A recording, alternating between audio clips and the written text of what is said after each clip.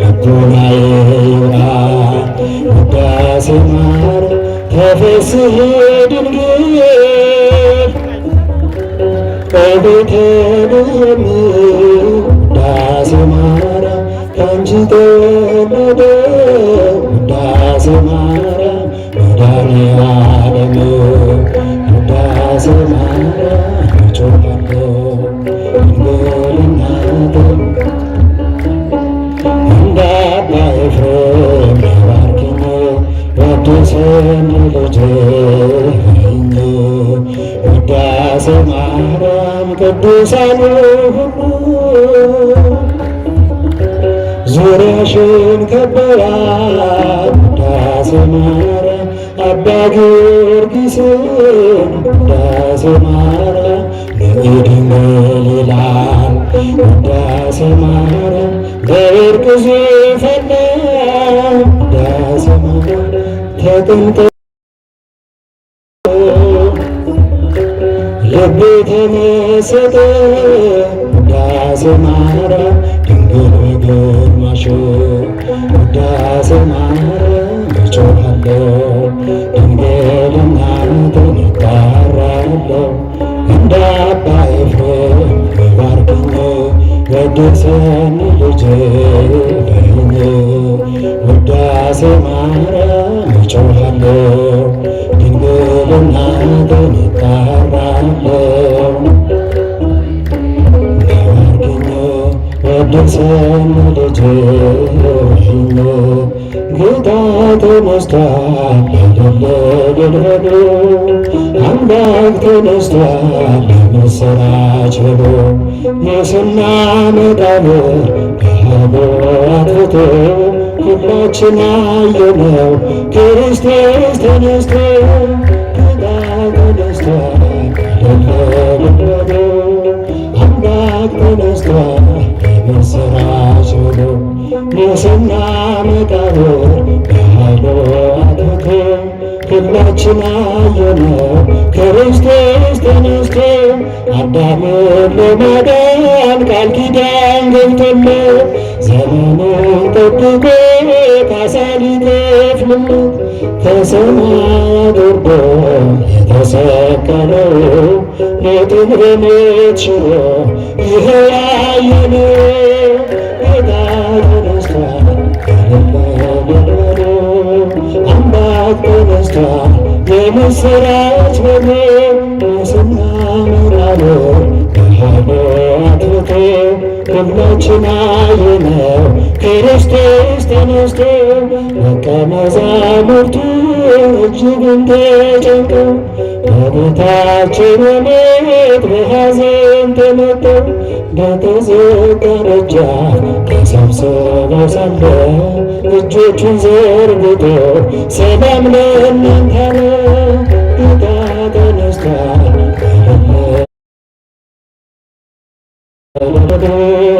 አምላክ ተነስቷል የምሥራች በኃይሉ አጥፍቶ ሁላችን አየነው ክርስቶስ ተነስቶ ማርያም መግደላዊት እየገሰገሰች በሌሊት ተነስታ ወደ አምላኳ ሄደች አይሁድ አንገላተው የሰቀሉት ጌታ ተነስቶ አግኝታ ተመላች በደስታ ጌታ ተነስቷል በለበለበሎ አምላክ ተነስቷል የምሥራች በሉ ሙስና መቃብር በኃይሉ አጥፍቶ ሁላችን አየነው ክርስቶስ ተነስቶ ጌታ ተነስቷል በለበለበሎ አምላክ ተነስቷል የምሥራች በሉ ሙስና መቃብር በኃይሉ አጥፍቶ ሁላችን አየነው ክርስቶስ ተነስቷል።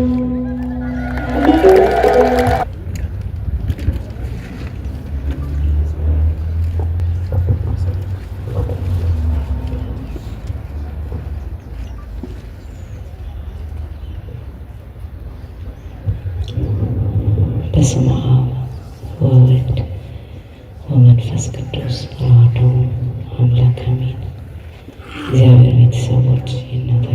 የእመቤታችን የቅድስት ድንግል ማርያም ያደራ የአስራት ልጆች የመላኩ የቅዱስ ገብርኤል ወዳጆች እንደምን አመሻችሁ፣ እንደምን አመሻችሁ። አሜን። የአምላካችን እግዚአብሔር ስሙ ዘወትር በእኛ በኃጢአተኞቹ አንደበት የተመሰገነ ይሁን፣ የተመሰገነ ይሁን። እንኳን አደረሳችሁ። አብረን እንዘምራለን። በቤተ መቅደስ ያሳደገኝ ለአፌ ጥበብን ያስተማርከኝ የልጅነቴ አምላክ ወዴት አለ? በዚያ ለማሳብ ክንዴ ዛለ እያለን አብረን እንዘምራለን።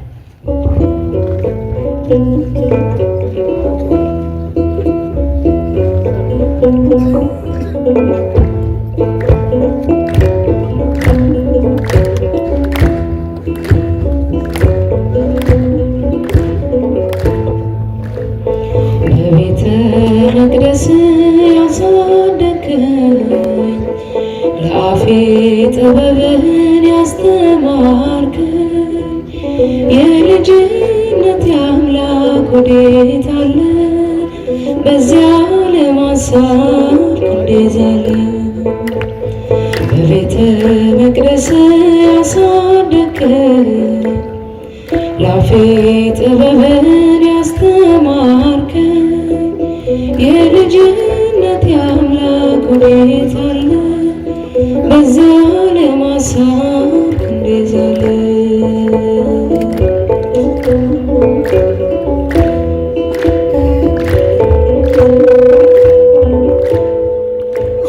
የአሸዋ ላይ ሕንፃ ሆኗል ቤቴ፣ ያረገረጋል መሰረቴ።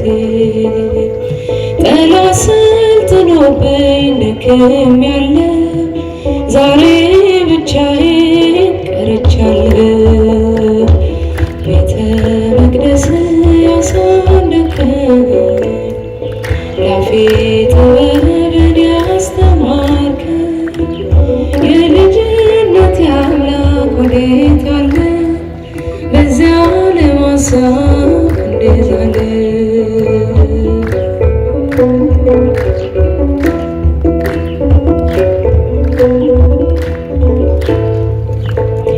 አባካኝ ሆኛለሁ አመፀኛ፣ ለዚያ ለማጥያት የማልተኛ።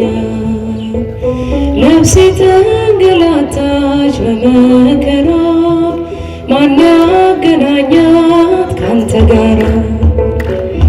በቤተ መቅደስ ያሳደገኝ ለአፌ ጥበብን ያስተማርከኝ የልጅነት አምላክ ወዴት አለ? በዚያ ለማሳብ ክንዴ ዛለ።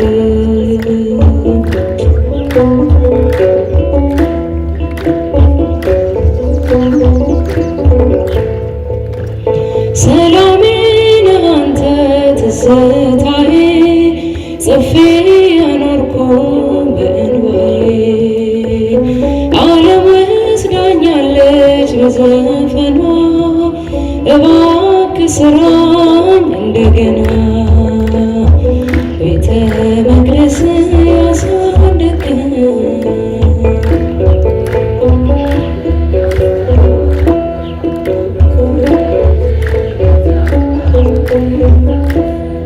በዚያ ለማሳብ ክንዴ ዛለ።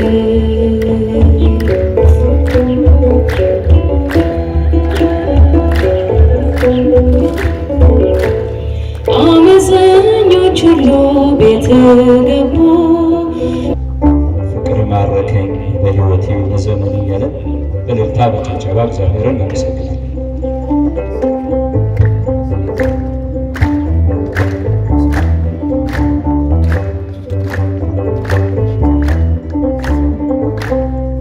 ፍቅር ማረከኝ በሕይወቴ በዘመኔ፣ ፍቅር ማረከኝ በሕይወቴ በዘመኔ። እግዚአብሔር ለኔ መድኃኒቴ፣ ፍቅር ማረከኝ በሕይወቴ በዘመኔ። ፍቅሬ አገኘሃለሁ፣ ፍቅር ማረከኝ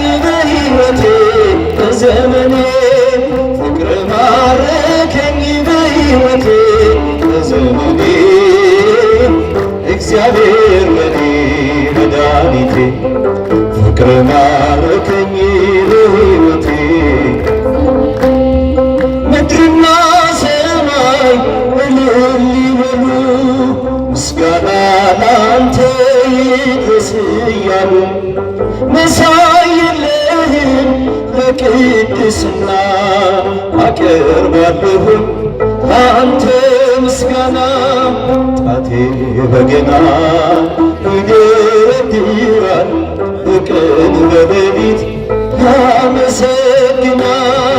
ጣቴ በገና ይደረድራል በቀን በሌሊት ያመሰግናል ፍቅር ማረከኝ በሕይወቴ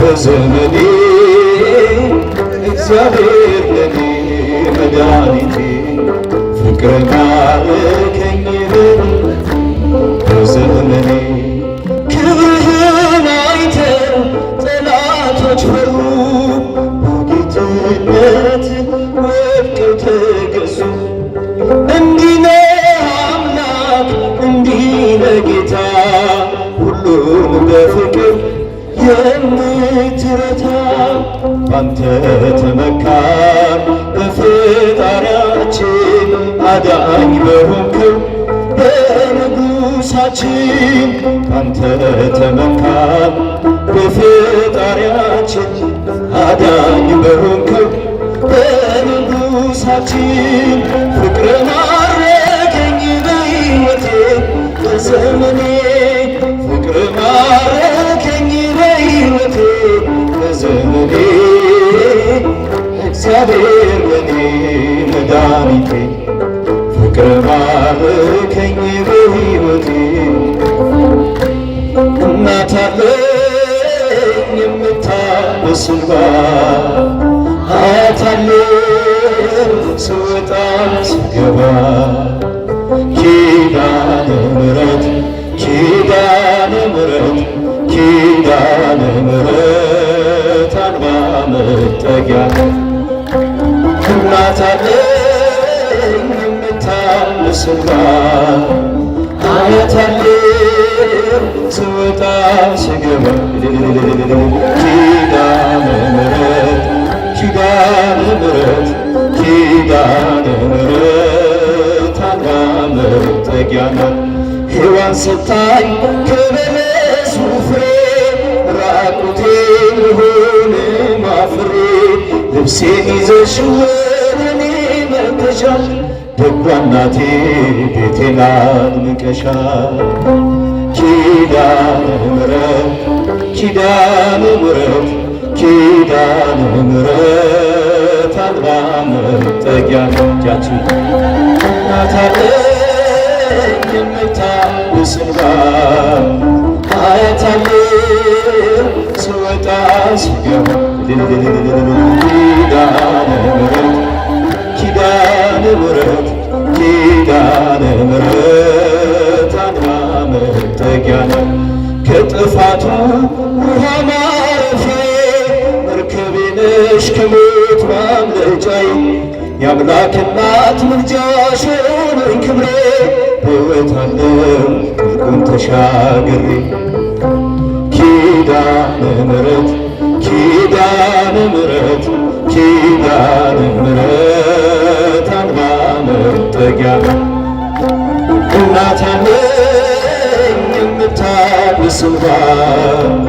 አያት አለኝ ስወጣ ስገባ ኪዳነ ምሕረት ኪዳነ ምሕረት ኪዳነ ምሕረት አልባ መጠጊያ ናት እናትነት ሕይወቴን ጎብኝታው ልብ ያረፈ ተነቅሎ በሽታው ሰንሰለቴ ከእጄ ተቆረጠ መራራዬ በእጅሽ ጣፈጠ ኪዳነ ምሕረት ኪዳነ ምሕረት ኪዳነ ምሕረት አልባ መጠጊያ ናት እናት አለኝ የምታብስ እንባ አያት አለኝ ስወጣ ስገባ ኪዳነ ምሕረት ኪዳነ ምሕረት ኪዳነ ምሕረት አርባ መጠጊያ ነው። ትንሣኤከ ለእለ አመነ ትንሣኤከ ለእለ አመነ ብርሃነ ከፈኑ ዲቤነ ብርሃነ ከፈኑ ዲቤነ ብርሃነ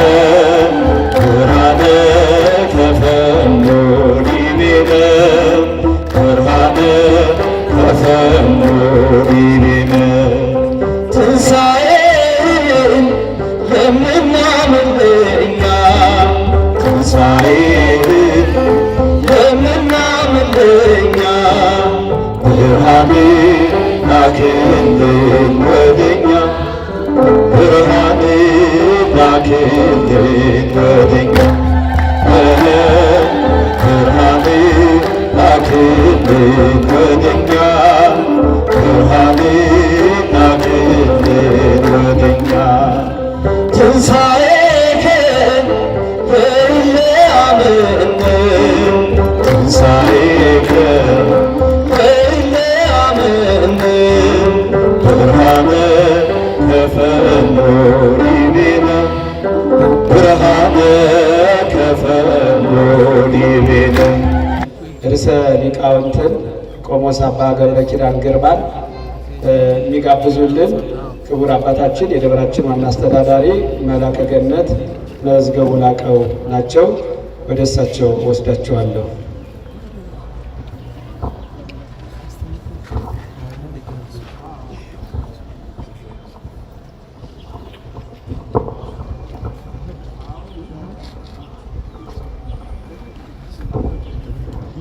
በስመ አብ ወወልድ ወመንፈስ ቅዱስ አሃዱ አምላክ አሜን።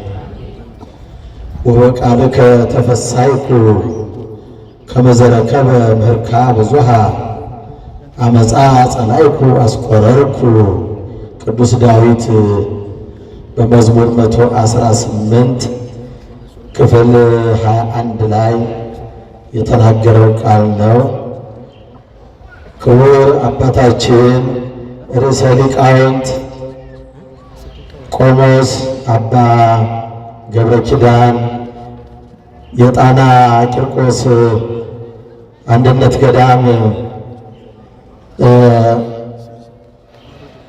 የተለያዩ የመጻሕፍት እና የተለያዩ ቤተክርስቲያናችን ትምህርት መምህር ኃላፊ ክቡር መልአከ ብርሃን ጌታሁን በአሜሪካ ሚኒሶታ ደብረ ብስራት ቅዱስ ገብርኤል ቤተክርስቲያን አስተዳዳሪ፣ ክቡር አባ ገብረ ሥላሴ የጣና ቂርቆስ አበምኔት የአንድነቱ ገዳም ዋናው አበምኔት፣ ክቡራን ሊቃውንተ ቤተክርስቲያን ዘማሪያን፣ ክቡራን ምእመናን ምእመናት፣ ከሩቁም ከቅርቡ ወደዚህ ቅዱስ ስፍራ መጣችሁ ይህንን የዛሬውን የተቀደሰ በዓል ለማክበር የታደላችሁ ሁሉ እግዚአብሔርን ሞቅ አድርጋችሁ አመስግኑ። ለቤተ ክርስቲያናችን ከእግዚአብሔር አምላካችን የተሰጡን ስጦታ ለመላው ሕዝብ በሚያስተምሩበት ትምህርታቸው፣ በሚናገሩበት ቃል፣ በሚይዙት ቀጠሮ ሁሉ ሰዓቷን የሚያዛቡ ታላቅ አባት እኛን እንደ ሰው ታናሽ ናቸው ሳይሉ ቆጥረው ከፍ አድርገው ቃላቸውን ጠብቀው እዚህ ስለመጡልን እናንተም ስላገኛችኋቸው እኛም ተናግረን ሳናፍር ላደረጉልን አባታችን በእውነት እስቲ ከፍ አድርጋቸው አመስግኑ።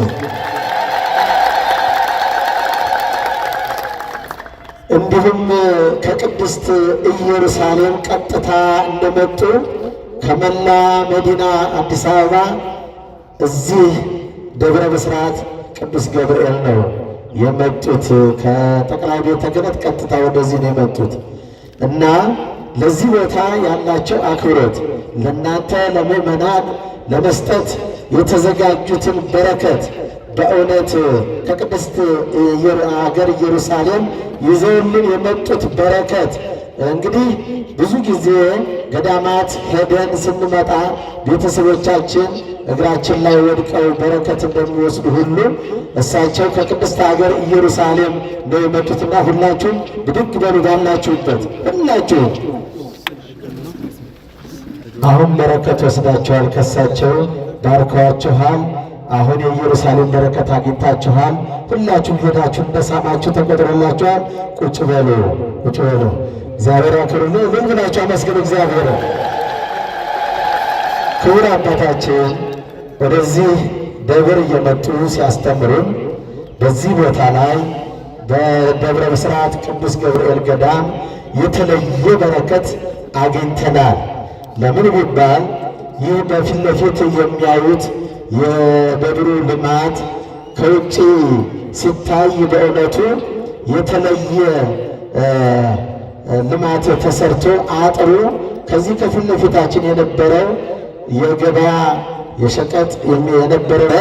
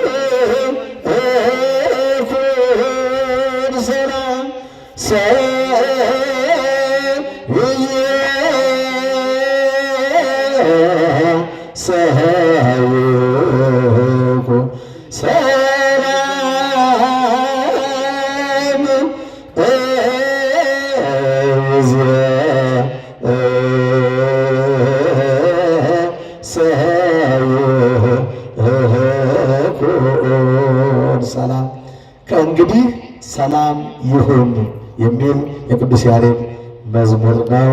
ከዚህ በመቀጠል ክቡር አባታችን ርዕሰ ሊቃውንት ቆሞስ አባ ገብረ ኪዳን ወደ ትምህርቱ ይህምናል። ወደ ክቡርነታቸው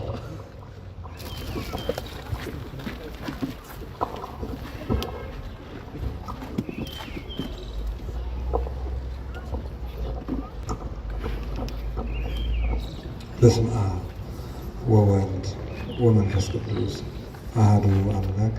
በስመ አብ ወወልድ ወመንፈስ ቅዱስ አሐዱ አምላክ። በስመ አብ ወወልድ ወመንፈስ ቅዱስ አሐዱ አምላክ።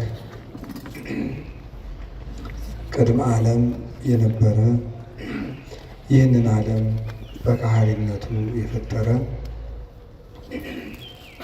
የፈጠረውን ዓለም በቸርነቱ የሚመግብ ሥጋችንን ለብሶ ተዋህዶ ተሰቅሎ ሞቶ ያዳነን ፈጣሪያችን መድኃኒታችን ኢየሱስ ክርስቶስ በልቡናችን አስበን በአንደበታችን ተናግረን ስለማንፈጽመው ቸርነቱ ከባሕሪ አባቱ ከአብ ከባሕሪ ሕይወቱ ከመንፈስ ቅዱስ ጋር አንድ ለምትሆን መንግሥቱ ክብር ምስጋና ይግባው። የእናታችን የቅድስት ድንግል ማርያም ረድኤቷ የቅዱሳን መላእክት፣ የቅዱሳን ነቢያት፣ የቅዱሳን ሐዋርያት፣ የሰማዕታት፣ የጻድቃን፣ የደናግል፣ የመነኮሳት ረድኤታቸው ከእኛ ጋር ትኑር። ክቡር አባታችን መላከ ገነት መዝገቡ ላቀው፣ ክቡር አባታችን መላከ ብርሃን ጌታውን፣ ክቡር መምህር አባ ገብረ ሥላሴ የርዕሰ ገዳማት ወአድባራት ጣና ቅዱስ ቂርቆስ የአባቶችና የእናቶች አንድነት ገዳም፣ መላከ ገነት መዝገቡ ላቀው ደግሞ የደብራችን አስተዳዳሪ፣ ሁሉ የዚህ ደብር የደብረ ብስራት ቅዱስ ገብርኤል ሊቃውንተ ቤተ ክርስቲያን፣ ካህናት፣ አባቶች፣ ዲያቆናት፣ ወንድሞች፣ የእግዚአብሔር ቤተሰቦች ሁላችሁ አንድ አምላክ በሚሆን በአብ በወልድ በመንፈስ ቅዱስ እንደምን ዋላችሁ? ክርስቶስ ተንሥአ እሙታን አሰሮ ለሰይጣን ሰላም ኮነ። ተሰቅሎ ሙቶ ሰላምን ደስታን የሰጠን ፈጣሪያችን ስሙ የተመሰገነ ይሁን። በመካከላችን ተገኝቶ እንዲያስተምረን ቅዱስ ፈቃዱ ይሁንልን። እግዚአብሔር እንደፈቀደልን ዛሬ የምንማማርበት የትምህርታችን ኃይለ ቃል አንሰ አአምር ዘከመ ሃይማኖተ ኩሎሙ ቅዱሳን ሐዋርያት ወሰማዕት እለኮኑ ሰማዕተ በጽድቅ ወገብሩ ምግባረ ሰናየ እስከዛቲ ዕለት በሚል ርዕስ ነው። ወደ አማርኛ አጠር አድርጌ መሀል ላይ አንድ ነገር አንስቼ ልንገራችሁ። እኔ መልካም ስራ እንደሰሩ አባቶቼ አምናለሁ በሚል ርዕስ ነው የምንማማረው። እስኪ በሉ እኔ በሉ መልካም ስራ እንደሰሩ አባቶቼ አምናለሁ። እስኪ በሉ እኔ በሉ መልካም ስራ እንደሰሩ አባቶቼ አምናለሁ። ሶስተኛ እኔ መልካም ስራ እንደሰሩ አባቶቼ አምናለሁ። ሃይማኖተ አበው ምዕራፍ 62 ከቁጥር 2 ላይ የምናገኘው ኃይለ ቃል ነው። ቃሉን የተናገረው ቅዱስ ዮሐንስ አፈወርቅ ነው የተናገረው። ቅዱስ ዮሐንስ አፈወርቅ እኔ ጌታዬ ኢየሱስ ክርስቶስን በተመለከተ የማምነው እንደ አባቶቼ ነው። እምነትህ እንደማን ነው ቢባል እንደ አባቶቼ ነው። እነዚህ አባቶችስ እነማን ናቸው ብላችሁ ብትጠይቁኝ ሐዋርያት፣ ሰማዕታት የእውነት ምስክር ሆነው መከራ የተቀበሉ እና እስከ ዛሬ ድረስ መልካም የሰሩ ቅዱሳን ናቸው ይላል። እንግዲህ ቅዱስ ዮሐንስ አፈወርቅ ሕይወቱን ታውቁታላችሁ። እጅግ ጌታን የሚወድ ክርስትና ከተነሳበት ቀን ጀምሮ ስቆ የማያውቅ በጌታ ፍቅር የተነደፈ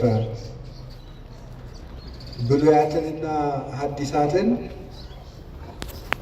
የገብስ ሳይፈተግ ከነቀንዱ በሚዛን እየመጠነ ትንሽ ትንሽ እየቀመሰ የተማረ በዋሻ በበዓት ተከቶ ብሉያትን ሐዲሳትን ከተማረ በኋላ ሲጸልይ አንተ አዲስ ዳንኤል ነህ ብለው ጴጥሮስና ጳውሎስ መጥተው የመሰከሩለት በራእይ አስተምር። ቅዱስ ጴጥሮስ መጥቶ ውጣና አስተምር፣ ለእኔ የተሰጠኝን ጌታ የሰጠኝን የመንግሥት ቁልፍ እንካ። ቅዱስ ዮሐንስ ወንጌላዊም ወንጌልን እየተረጎመለት ያስተማረ ከቅድስና የደረሰ ፍጹም አባት ነበረ። ነቢዩ ዳንኤል ሕልምን ለናቡከደነጾር ሕልሙን ሳይነግረው ተርጉሞለታል። የጠፋበትን ሕልም ትንቢተ ዳንኤል ላይ እንደምትመለከቱት ናቡከደነጾር ሕልም አይቶ ሲጠፋው ዳንኤል ሕልሙንም ትርጉሙንም ነግሮታል። ቅዱስ ዮሐንስ አፈወርቅ ደግሞ ንጉሱ በአንድ ርዕሰ ጉዳይ ይጨነቅ ነበርና የዚያን ጥያቄ መልስ ተርጉሞ ነግሮታል። የንጉሱ ጥያቄ ምንድን ነበረ? ኢያእመራ ዮሴፍ እስካመ ወለደት ወልደ ዘበኩራ። ዮሴፍም የበኩር ልጇን እስከምትወልድ ድረስ አላወቃትም የሚል ነው። የማቴዎስ ወንጌል ምዕራፍ 1 ላይ ያለ ዮሴፍም የበኩር ልጇን እስከምትወልድ ድረስ አላወቃትም የሚለውን ንጉሱ ይጨነቃል። አወቀ በመጽሐፍ ቅዱስ እገሌ እገሊትን አወቃት ማለት ሴትና ወንድ አንድ በሚሆኑበት ግብር አንድ ሆኑ ማለት ነው። ታዲያ እመቤታችንን ዮሴፍ የበኩር ልጇን እስከምትወልድ ድረስ አላወቃትም ማለት ከዚያ በኋላ አውቋታል ማለት ነው እያለ ንጉሱ ይጨነቅ ነበር። ከዕለታት አንድ ቀን ንጉሱ ቴዎዶሲዎስ ጥያቄው መምህሩን ዮሐንስ አፈወርቅን ሲያገኝ ጥያቄው ይጠፋዋል። ሲሄድ ትዝ ይለዋል። ከዕለታት አንድ ቀን ተጫዋተው ሲለያዩ መምህር አንተን ሳገኝ ጥያቄ ይጠፋኛል፣ ከሄድክ በኋላ ይረብሸኛል አለ። ምንድነው ጥያቄ? ጥያቄውን ነገረው። የበኩር ልጇን እስክትወልድ ድረስ አላወቃትም ማለት ከዚያ በኋላ አወቃት ማለት ነው አለው። አይ አይደለም፣ እስክትወልድ አላወቃትም የተባለበት ምክንያት እመቤታችን ጌታን የወለደች ዕለት 5 ነገሮችን አይቶ ዮሴፍ የአምላክ እናት መሆኗን ተረዳ ማለት ነው። እስከዚያ ድረስ ግን አላወቃትም። ቢነገረውም አምላክ ከዚያ በፊት ሰው ሆኖ ስለማያውቅ ዮሴፍ ያንን መረዳት የሚችልበት አቅም አላገኘም ነበረ። የልደት ዕለት ግን ሰብአ ሰገል መጥተው ሲገብሩ፣ እረኞች ሲያመሰግኑ፣ መላእክት ሲያመሰግኑ፣ ብርሃን በቤተልሔም ሲገለጥ፣ ኮከቡ በሁለት መንገድ እየተጓዘ ሲመጣ አይቶ ኮከቡ መጥቶ እመቤታችን ከወለደችበት ላይ መጥቶ ሲቆም አየ። ሰብአ ሰገል 3 ነገስታት መጥተው ሲገብሩለት አየ። ብርሃን ቤተልሔምን ሲሸፍናት አየ። እረኞች የሰማይ ምስጋና ተገልጦላቸው ሲያመሰግኑ አየ። መላእክት ከሰው ጋር ወርደው ሲያመሰግኑ አየ።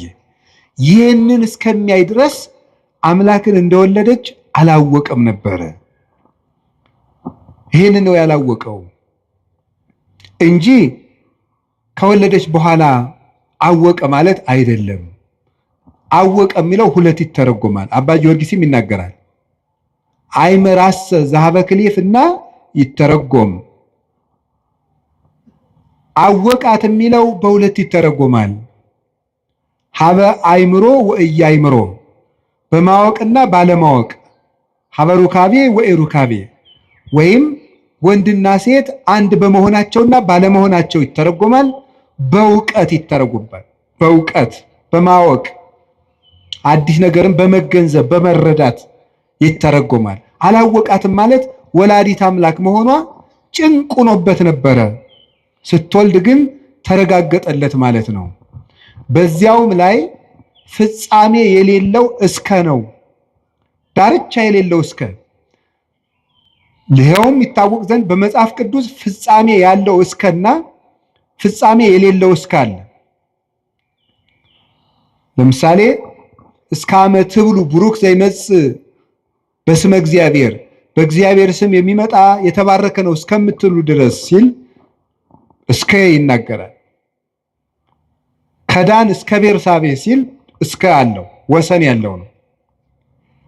ኢተመይጠ ቋ እስካመ ነትገ ማያ አይህ፣ የጥፋት ውሃ እስከሚጎድል ድረስ ቁራው አልተመለሰም ነበር። ከዚያ በኋላ ተመለሰ ማለት አይደለም። ፍጻሜ የሌለው እስከ ነው። ኢወለደት ሜልኮል እስካመ ሞተት፣ ሜልኮል እስከምትሞት ድረስ አልወለደችም። ከወለደች በኋላ ከሞተች በኋላ ወለደች ማለት አይደለም።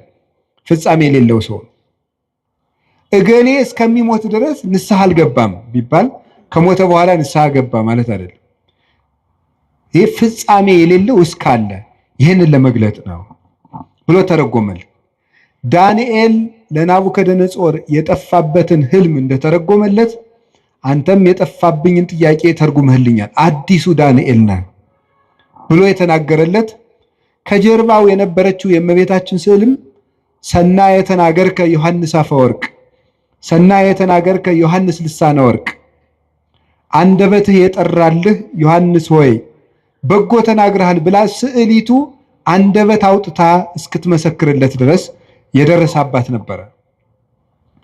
ብሉያቱን ሐዲሳቱን ሲተረጉም የቅዱስ ጳውሎስን መልእክታት በሚተረጉምበት ጊዜ ቅዱስ ጳውሎስ ራሱ ተገልጾ እጁን ጭኖበት ይውል ነበር። በአካል በሚጽፍበት ጊዜ ቅዱስ ዮሐንስ አፈወርቅ ሹመት የማይወድ ፍጹም አባት ነው። ቅስና ሊሾም በተባለ ጊዜ ለጓደኛው ለባስልዮስ ሲነግረው እኔ ካህን መሆን አልፈልግም ማለት ቄሱን ሲባል ቅስና ለማምጣት ካህን መሆን አልፈልግም። ለምን?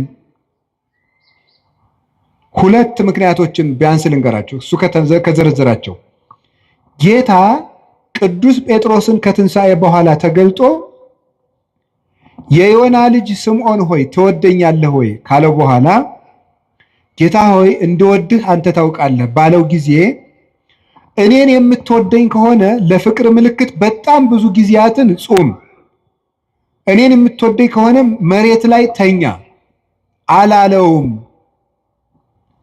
ያለው በጎችን ጠብቅ ነው ይላል። ካህን መሆን ማለት የክርስቶስን በጎች መጠበቅ ነው። ለክርስቶስ የምናሳየው የመጨረሻው ፍቅርም በጎቹን መውደድና መጠበቅ ነው። እኔ ለዚህ አደራ የምበቃ ሰው አይደለሁም። በዚያውም ላይ አስበው የሚያድሩ በጎችን መጠበቅ አልችልም። ክርስቶስ የሞተላቸውን በጎች አስነጥቃለሁና ብሎ እምቢ ብሎ ተገዶ የተሾመ ሰው ነው። ዛሬው ደግሞ ተመልከቱ፣ ተገዶ እንኳን ከዚያ በላይ ያለውን ኤጲስቆጶስነት፣ ጳጳስነት፣ ፓትርያርክነት ሊመኘው ይቅርና ቅስና እንኳን አይገባኝም፣ እንዴት የክርስቶስን በጎች እኔ መጠበቅ እችላለሁ ብሎ ጵጵስና ደግሞ ከዚያ በላይ ያለ ዕዳ ነው። አባ መቃሪዎስ የሚባል አባት ጳጳስ ሆኖ ለእናቱ ሂዶ የው ጳጳሱኝ እናቴ አለችው አላት። እንዲሁ ነከማይህ ሙተ ተገንዘህ ባይ ይሻለኝ ነበር አለች። ለምን እናቴ ሲላት ቀድሞ የምትጠየቅ በራስ ኃጢአት ብቻ ነበር፣ አሁን ግን በሕዝብ ኃጢአት ጭምር ትጠየቃለህ አለችው። ሰዎች አንረዳው። ቅዱስ ዮሐንስ አፈወርቅ እንዲህ አለ ርኅሩህ፣ ድሃ የሚወድ የድሆች ጠበቃ፣ የምጽዋት አባት፣ ፊት አይቶ የማያዳላ የፈለገው ሁሉ እንዲያገኘው በከተማው መሃል ፓትርያርክ ሆኖ ብቻውን ሲመላለስ የሚገኝ ለአንዲት ድሃ መሬት ብሎ የቤተ መንግስት ነገስታትን የሚገስጽ እውነተኛ የቤተ ክርስቲያን አባት፣ አንደበቱ የጠራለት ነገሩ የተከናወነለት ፍጹም አባት ነው። የቤተ ክርስቲያን ሽልማት ነው። በአማን አፈወርቅ በአማን አፈ ጳዝዮን ዘያሰረግዋ ለቤተ ክርስቲያን በምድር አሳቲሁ፣ ቤተ ክርስቲያንን በድርሰቶቹ የሚያስጌጣት የሚሸልማት እውነትም አፈ ዕንቁ አፈ ማር ነው ይለዋል አባ ጊዮርጊስ። መናፍቃንን የሚለያቸው ቆርጦ የሚጥላቸው አፈ መጥባይት፣ ለምእመናን በስብከቱ መራራውን ክህደት የሚያርቅላቸው አፈ ሶከር አፈ መዓር ነበር ይላል። ከቃሉ ጋር ናቸው። በጣም ፍጹም መምህር ነው ቅዱስ ዮሐንስ አፈወርቅ። እግዚአብሔርን መስሎ ያስተማረ እና እሱ ሲናገር ስለ እምነት ከጠየቃችሁኝ መከራ እንደተቀበሉ አባቶቼ መልካም እንደሰሩ አባቶቼ አምናለሁ አለ። ይኸው እሱም አባቶቹን መሰለ። እምነት ደብዳቤ ከሆነ ምግባር ደግሞ ማህተም ነው። አልቦ ዘያነጤኒ እስመ ማኅተመ ሥጋሁ ለክርስቶስ እጸውር በሥጋዬ። ቅዱስ ጳውሎስ ሲናገር ገላትያ ምዕራፍ 6 ላይ ሲናገር የክርስቶስን ማህተም በስጋ የተሸክም ያለውና ማንም አያድክመኝ ይላል። የክርስቶስ ማህተም ያለው በክርስቶስ ስም መከራ መቀበል ነው። በክርስቶስ ስም ያመኑ ለዘመኑም ቅርብ የነበሩ በሱ ሕግ ጸንተው ምግባር የሰሩ ለምግባራቸውም መከራ የተቀበሉ እነዚህ እውነተኛ መምህራን እነዚህ ናቸው። እሱም እንደዚህ አድርጎ ነው ያስተማረን። እየተሰደደ እየተገረፈ እየራበው እየጠማው ነው ያስተማረን። እንደዚህ ያሉ መምህራንን እምነት እንደነሱ ነው ማምነው፣ እንደቀደሙት መከራ እንደተቀበሉት እንደተመቻቸው አይደለም፣ እስከ ሕይወታቸው ፍጻሜ በጎ እንደሰሩት እግዚአብሔርን በመከራ ውስጥ ሆነው እንዳዩት እንደነዚያ አምናለሁ። ሌሎችም አባቶች ተባብረውበታል። በብሉይም በሐዲስም የተቀመጠ ነው ይሄ። አሁን ይሄንን ርዕስ የመረጥኩት ወድጄ አይደለም። ምዕመናን በየጊዜው ጥያቄ ይወለዳል። ሰይጣን እኔ በጣም ረባሽና ክፉ ያለ ቤት ስራ እንዳንቀመጥ የሚበጠብጥ መሆኑን የማየው በየወሩ የቤት ስራ የሚሆነን አንዳንድ ጥያቄ ይነሳል። ለዚህ ወር አንድ ጥያቄ ያስነሳል በሆነ ሰው፣ የሚቀጥለው ወር ደግሞ አንዱ ይናገራል። አምና የሆነ ጊዜ የዛሬ ምናምን ዓመት ስለ ታምረ ማርያም፣ ቀጥሎ ስለ ገድለ ተክለ ሃይማኖት፣ ቀጥሎ ስለ እንትን፣ ቀጥሎ እና እናንተ ይሄ ሁሉ ጥያቄ በተነሳባችሁ ቁጥር ምንድነው ማድረግ ያለባችሁ ነው። መንገድ የፈለኩት እሱ ነው። በየጊዜው ወይም ቤታችን የሚያጣጥል ወይ ቤተክርስቲያን የሚያጣጥል ወይም ክብር የሚቀንስ ሲመጣ ምንድነው መፍትሄው ነው። መፍትሄው እንደ አባቶቻችን ማመን። እስኪ እንደ አባቶቻችን ማመን በሉ። እንደነማን ማመን ያለብን? እንዴት እንዳሉት አባቶቻችን። እስኪ መከራ እንደተቀበሉት በሉ። እስከ ሕይወታቸው ፍጻሜ በጎ እንደሰሩት በሉ። እንደ አባቶቻችን ምን እንላለን? እናምናለን። እንደ ትናንትናዎቹ ነው የምናምን። ዛሬ ያገኘነው እግዚአብሔር የለም።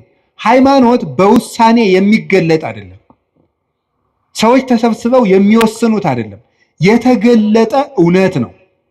የተገኘ ሐሳብ አይደለም። የተወሰነ ሐሳብም አይደለም። ስምምነትም አይደለም። የተገለጠ እውነት ነው። እግዚአብሔር ተገልጧል፣ አይተነውማል። ከሱ ጋር የበላን የጠጣን እኛ ነን ይላል ቅዱስ ጳውሎስ። በብዙ ነገር ወበብዙ መክፈልት አይዳአ እግዚአብሔር ለአበዊነ በነቢያቲሁ እምትካት። እግዚአብሔር በብዙ ህብረ ትንቢት፣ በብዙ ህብረ መልክ፣ በብዙ አነጋገር፣ በብዙ ጎዳና ለአባቶቻችን በነቢያት ከቀድሞ ጀምሮ ተናገረ። ወለነሰ በዳሃሪ መዋይል ነገረነ በወልዱ ወወቱ ፈጠሮ ለኩሉ ወረሰዮ ወራሴ ኩሉ ዘውቱ ጸዳለ ስባቲሁ አምሳለ አራያሁ ዘይእዝ ኩሎ በኃይለ ቃሩ።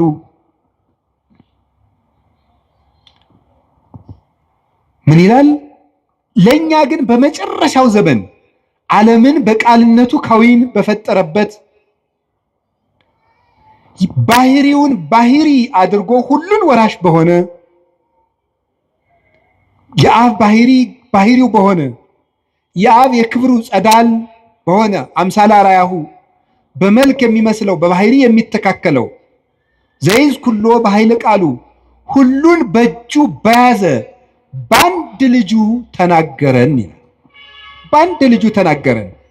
እሱም ወለሊሁ ገብረ በአካለ ህላዌሁ በዘያነጽ ኃጣዊነ። እሱም በገዛ ደሙ ኃጢአታችንን ካነጻ በኋላ ወነበረ በየማነ እበዩ ዘበሰማያት በግርማው ቀኝ ተቀመጠ። እስመ ብሂለ ነቢር ያእምር ሀበ ዘኢተልእኮ። ተቀመጠ ማለትም ተልእኮ የለበትም ማለት ነው ይላል ቅዱስ ዮሐንስ አፈወርቅ ሲተረጉመው ዕብራውያን ምዕራፍ 1 ከቁጥር 1 እስከ 3 ያለውን።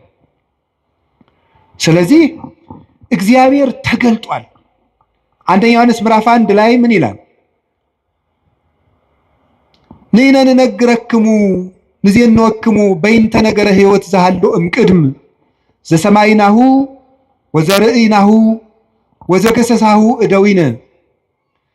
እኛ ግን በጆሮአችን የሰማነውን በዓይናችን ያየነውን በእጃችን የዳሰስነውን የሕይወትን ቃል እንነግራችኋለን ይላል። እግዚአብሔር ተገልጧል። እግዚአብሔር አብ በልጁ ተገልጧል። እግዚአብሔር መንፈስ ቅዱስ በወልድ ተገልጧል። እግዚአብሔር ወልድ አብን ሰብኮናል፣ መንፈስ ቅዱስን ሰብኮናል። እሱን አይተን አብን አይተነዋል፣ መንፈስ ቅዱስን አይተነዋል። ለእግዚአብሔርሰ አልቦ ዘርእዮ ግሙራ አላ ውእቱ ወልድ ዋሕድ ዘሃሎ ውስተ ጽናሁ ውእቱ ነገረነ። እግዚአብሔርን ያየው አንድስ እንኳ የለም፣ በቅፉ ያለ በእሪናው ያለ አንድ ልጁ እሱ ነገረን እንጂ ተብሎ እንደተነገረ ዮሐንስ 1 ቁጥር 18 ላይ እግዚአብሔር ወልድ እግዚአብሔር አብን እግዚአብሔር መንፈስ ቅዱስን እንድናውቅ ነግሮናል። እውነት ተገልጧል፣ ሕይወት ተገልጧል። ነይነሰ ነአምር ከመ መጽአ ወልደ እግዚአብሔር ወሀበነ ልበ ከመ ናእምሮ ለእግዚአብሔር በጽድቅ ወሃለውነ በአሚን በወልደ እግዚአብሔር ዘውቱ እግዚአብሔር ዘበአማን። እኛ ግን የእግዚአብሔር ልጅ እንደመጣ እግዚአብሔርን እናውቅ ዘንድ ልብ እንደሰጠን እናውቃለን። በእግዚአብሔር ልጅ በማመንም እስከ ዛሬ ድረስ አለን። እርሱም እውነተኛ የባሕርይ አምላክ እግዚአብሔር ነው። አንደኛ ዮሐንስ ምዕራፍ 5 ቁጥር 20 ላይ እግዚአብሔር ወልድ ተገልጧል። ያንን የተገለጠውን እውነት ነው የምንኖረው። ሃይማኖት ወስነን አናውቅም። ሃይማኖት ተስማምተን አልሰራንም። ሃይማኖትን ፈልገን አልተገኘንም። ሃይማኖት ተገልጦልን ያዝ ነው። ከዚህ በኋላ ሌላ መምህር አይመጣም። የመምህራን ማህተም ኢየሱስ ክርስቶስ ነው። መምህራችን ኢየሱስ ክርስቶስ ሆይ ሲባል በቅዳሴ ያልሰማችሁ? የመምህራን ራስ የመምህራን ማህተም እሱ ነው። ሰው ሁሉ ቢያስተምር ወደ ክርስቶስ ለመድረስ ነው። ሌላ ትምህርትም የለም። አልቦ ዘይክል ሳርሮ ዘእንበለ ዘተሳረረ። ከተመሰረተው መሰረት በቀር ሌላ መመሰረት የሚችል ማንም የለም። ያንን የተገለጠውን እውነት እንዴት አድርገን ነው የምናገኘው? ማን የሚናገረው ነው እውነት? አንዱ አንዱን ይለናል፣ አንዱ አንዱን ይለናል። የማን ነው እውነት? የማን ነው ትክክል? ትናንትን ስናይ እውነትን ማወቅ እንችላለን። ትናንትን ስናይ በኦሪት ዘዳግም ምዕራፍ 32 ቁጥር 8 ላይ እንዲህ የሚል ቃል አለ። ተዘከሩ መዋዕለ ትካት ወለበው ዓመታተ ተዘከሩ መዋዕለ ትካት፣ ያለፈውን ዘመን የቀደመውን ዘመን አስቡ። ወአመታተ ወለብው ዓመታተ፣ የቀድሞዎችንም ዓመታትንም አስተውሉ።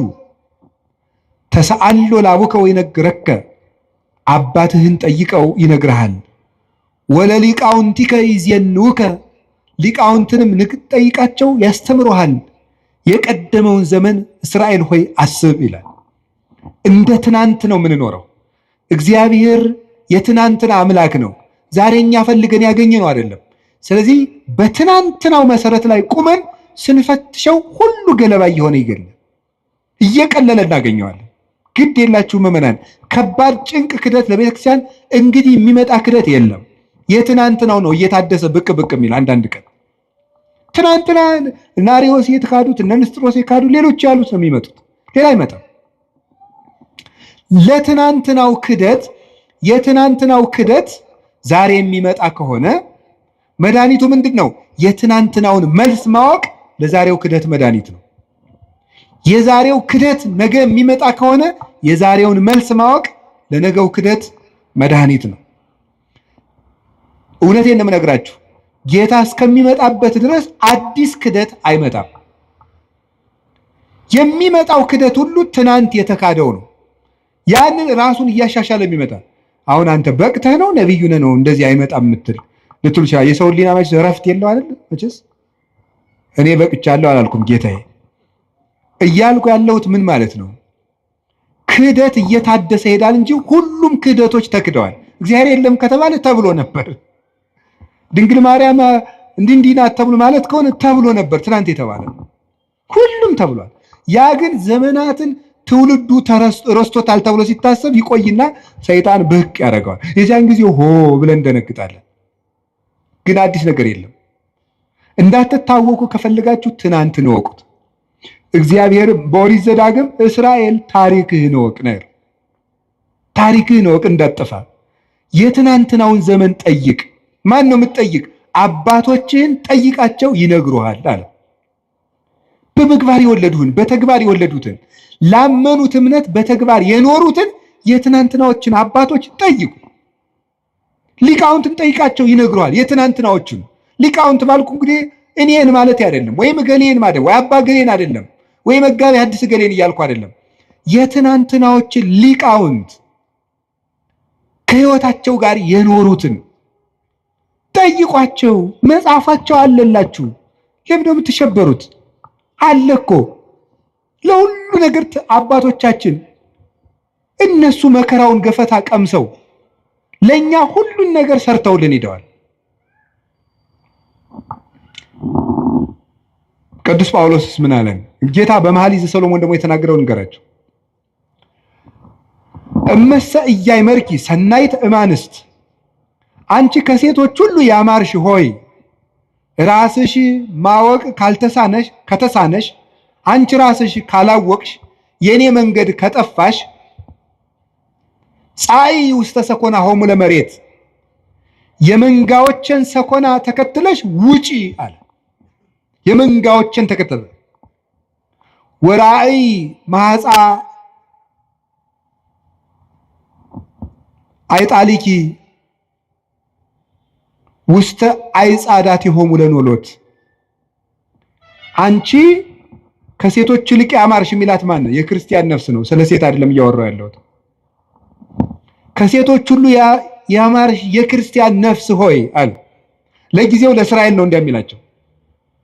አንቺ ራስሽ የኔን መንገድና ትክክለኛውን የእምነት ዕውቀት ማወቅ ካቃተሽ ፀሐይ ውስተ ሰኮና ሆሙ ለመሬት፣ የመንጋዎችን ሰኮና ተከትለሽ ውጪ አለ። የኔ መንጋ የነበሩትን ለነሱ የነቢያትን ነው፣ ለኛስ የሐዋርያትን የሐዋርያውያን አበውን የሰማይታትን የሊቃውን የነሱን ሰኮና ተከትለ ስትመጣ እውነተኛውን ጎዳና ታገኘዋለህ። ወራይ ማሐሳ ጣሊኪ ውስተ አይጻዳት የሆሙ ለኖሎት፣ የፍየል ግልገሎችሽንም በረኞቹ ድንኳን አጠገብ አሰማሪያቸው ማለት ልጆችሽን በነቢያት ጉባኤ፣ በሐዋርያት ጉባኤ፣ በሊቃውንት ጉባኤ፣ በጉባኤያቸው ዳርቻ አውያቸው ይላል። ዳርዳሩን የሚሮጥ የፍየል ግልገል ለቀበሮ ሆኖ መቅረቱ አይቀርም። ከእረኞቹ ድንኳን ያራቀ ግልገል ግን ማንም አይነጥቀው። ድንኳኑ አልተፈታም፣ ጉባኤ ቤት አልተፈታም። እኔ ለራሴ የሌሎችን መምህራን አላውቅም። እኔ ለራሴ የአባቶቼ ሕይወት የለኝም፣ የአባቶቼ ትምህርት ግን አለኝ። እግዚአብሔር የገለጠልኝ ነገር ገለጠልኝ የምለው ዛሬ አየሁት ሰማሁት የምለው የለኝም። የተገለጠላቸውን መምህራን ትምህርት ግን ሳልቀንስ አስተምራለሁ። ጉባኤ አለ፣ መለካት እችላለሁ፣ መመዘን እችላለሁ። የምናገረው ነገር በአንደኛው ክፍለ ዘመን ሊቅ ይመዘናል። በነ ቅዱስ ኢሬኔዎስ በነ ቅዱስ አግናጤዎስ መጽሐፋቸው አለ፣ ምስክር ነው። በግዕዝ አለ፣ በግሪክ አለ፣ በእንግሊዘኛ አለ። የነ ቅዱስ ዮሐንስ አፈወርቅ አለ። ሚዛን ላይ መቆም እንችላለን። እኔ የማስተምረው ትምህርት ትናንት ያስተማሩትን ነው። ይህንን ሰው አባቶቻችን እኛ ላይ እምነት ካጣችሁ ትናንትን ፈልጉ። የእውነቴን ነው። ፍልስጤማውያን ትቢያ የሚደፉበትን የአብርሃምን ጉድጓድ መፈለግ ይገባል። እንደ አባታችን እንደ ይስሐቅ ሲቆፍር አባቶች ሲደፍኑበት መጨረሻ የአብርሃምን ውሃ አገኘው። ይህ በእውነተኛው የሐዋርያዊ ምንጭ ላይ ትቢያ የሚነሰንሱበት ፍልስጤማውያን ናቸው፣ የእግዚአብሔር ወገን ያልሆኑ መናፍቃን ማለት ነው። አንተ ግን ጉድጓዱን እስከምታገኘው ድረስ ቆፍር። ትናንትን ሂዱ። የቅዱስ ኢሬኔዎስን መጽሐፍ እስኪ አንብቡት። እስኪ መጽሐፍ እኮ አለላችሁ፣ ሞልቶላችኋል። ኤጌኔስ ዘሄሬሲስ የሚል መጽሐፍ አሁን አለላችሁ፣ አንብቡት። እስኪ ሂዱና፣ በእንግሊዝኛ አለ፣ ተምረናል ትላላችሁ። እስኪ አንብቡ፣ ሂዱና እመቤታችን ምን እንደሚላት ጌታ ምን እንደሚለው ሂዱና አንብቡት። የነ ቅዱስ አግናጤዎስን መጽሐፍ እዩት፣ አለላችሁ። አይድ ቁጭ ብሎ እኮ ነው። እንዴ መጽሐፍ ቅዱስን እነሱ መጽሐፍ ቅዱስ ከጠቀስክ እኮ መጽሐፍ ቅዱስ የሰበሰበው ሊቅ ትምህርት ማመን አለብህ። መጽሐፍ ቅዱስን በጥብቅ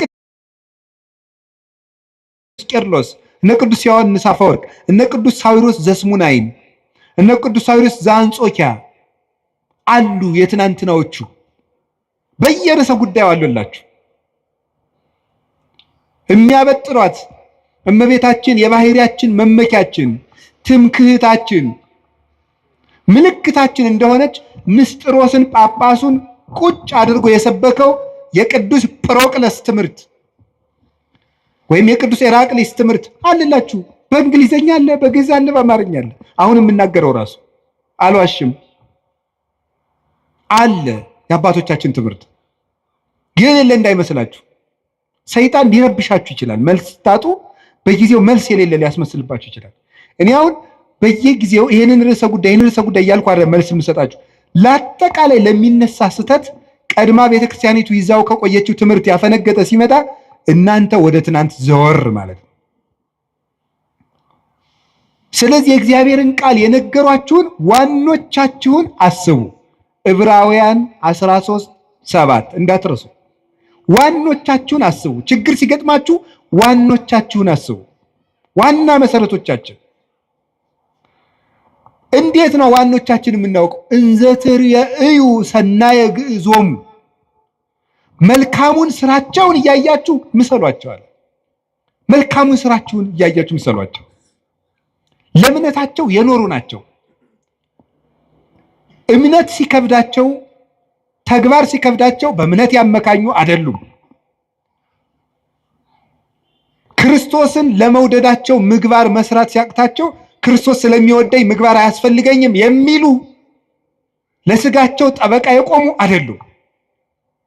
ራሳቸውን ዘንግተው ለክርስቶስ የኖሩ ልክ ቅዱስ ጳውሎስ ገላትያ ምዕራፍ 2 ቁጥር 20 ላይ አንሰ ይሃሎኩ ወበሕይወተ ክርስቶስ ሃሎኩ፣ እኔ አሁን ሕያው ሁኜ የለውም በእኔ የሚኖረው ክርስቶስ ነው ይላል።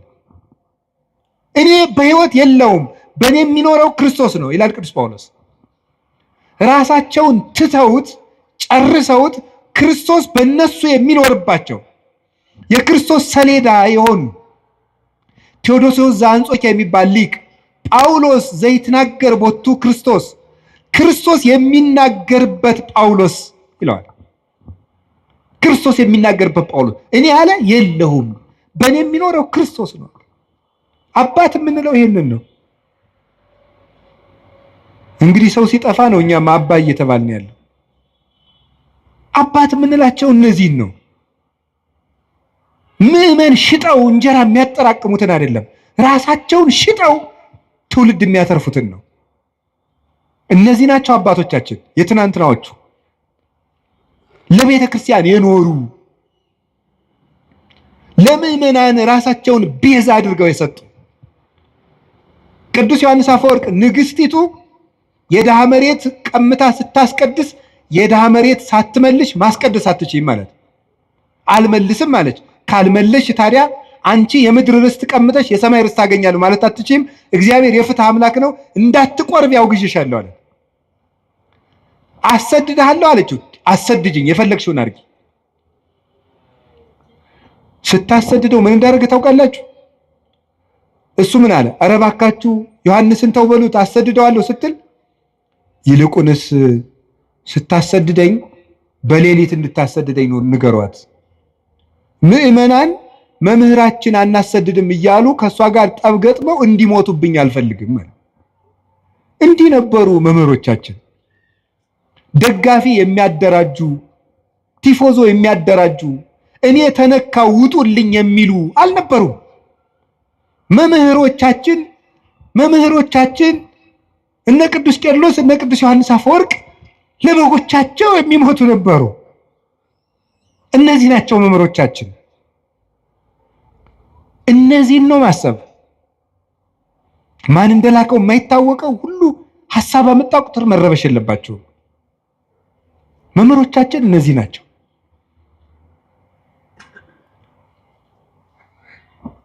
መልካሙ ስራቸው ምስክራቸው ነው። ላውሎ እኛ ግን ንጹሐን ክቡራን የሚሆኑ የአባቶቻችንን ሃይማኖት ቀኝም ግራም ሳንል እንከተላለን። እስመ ሶበ አንበብነ መጻሕፍተ እልክቱ ሰራይነ አልባቢነ የነሱን መጽሐፍ በተመለከትን ጊዜ ልቡናችንን ወስነን ገተን ይዘነዋልና። የነሱ መጽሐፍ ማሰሪያችን ነው፣ የልቡናችን ማህተም ነው። ልቡናችን በአባቶቻችን መጽሐፍ አርፏል ይላል ቅዱስ ቄርሎስ።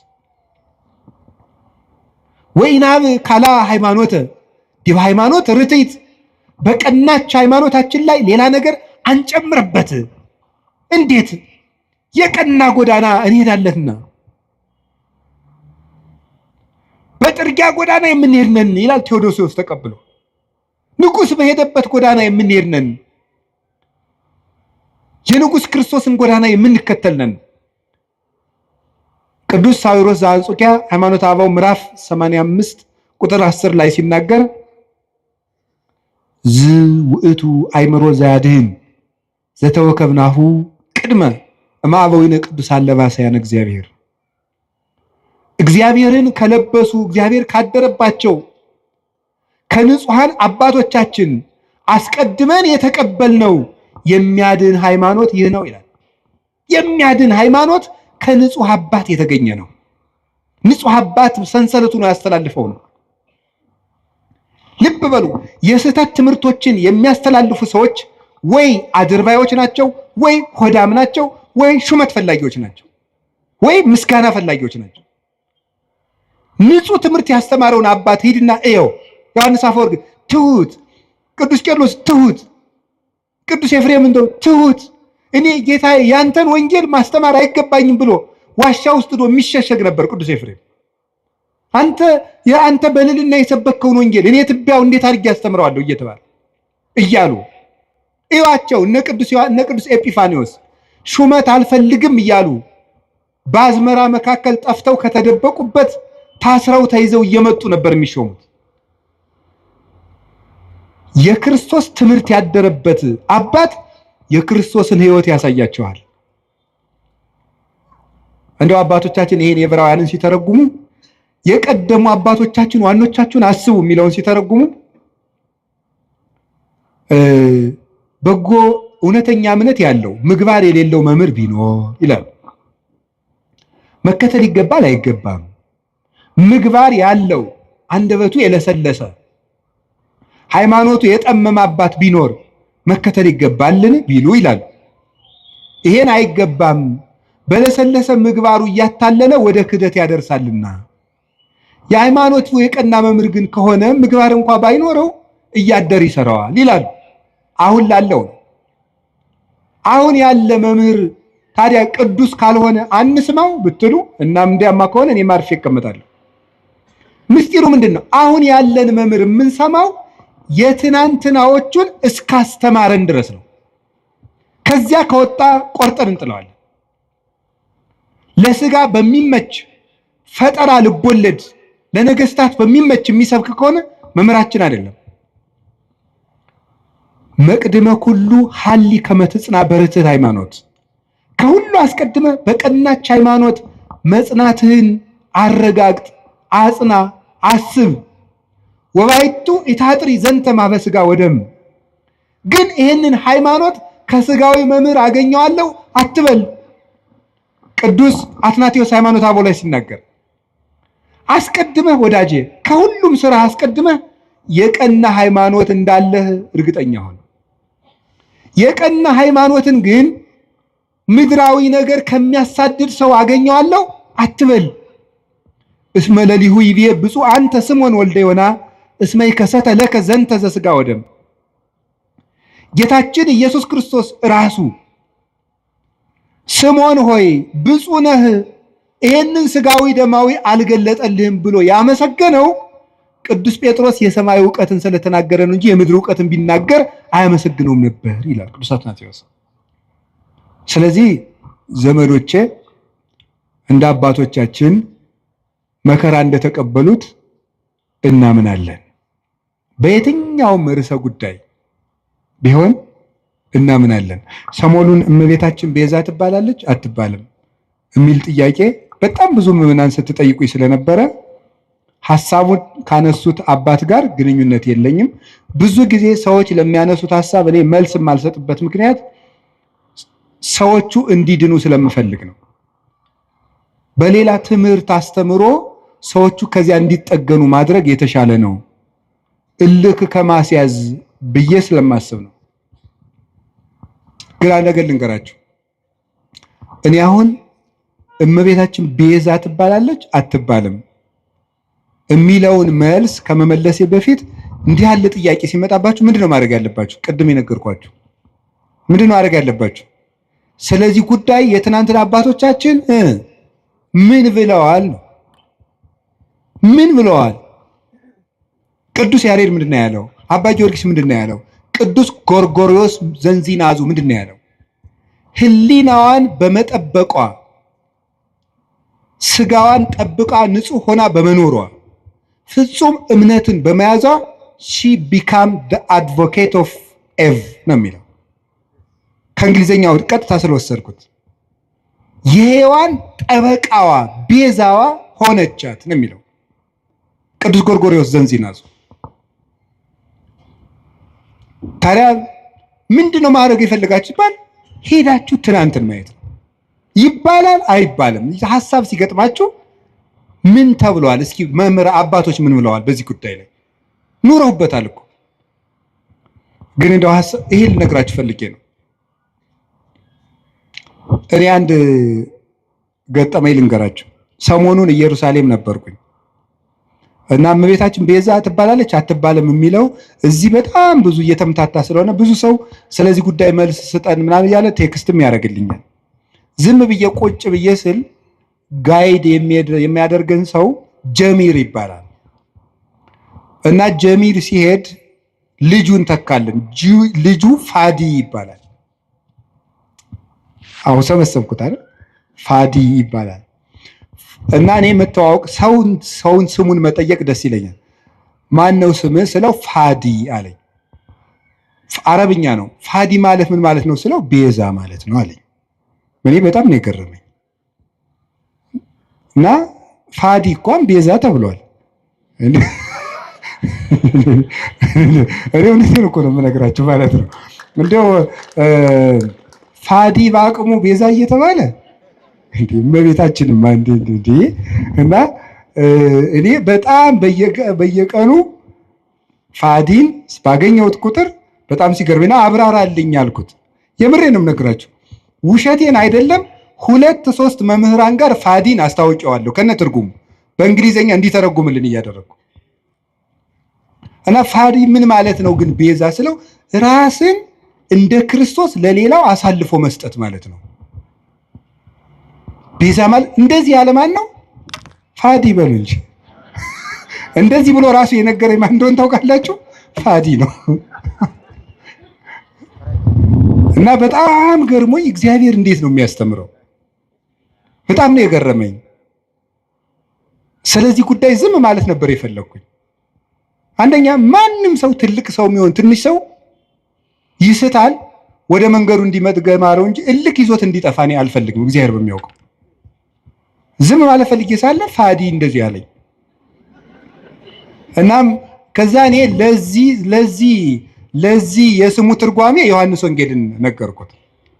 አልቦ ፍቅር ዘይአቢ እምዝ ፍቅር ከመብሲ ዘይሜጡ ቤዛ ነፍሰ ቢጹ ራሱን ለባልንጀራው አሳልፎ ከሚሰጥ በቀር ከዚህ የሚበልጥ ፍቅር የለም አለ።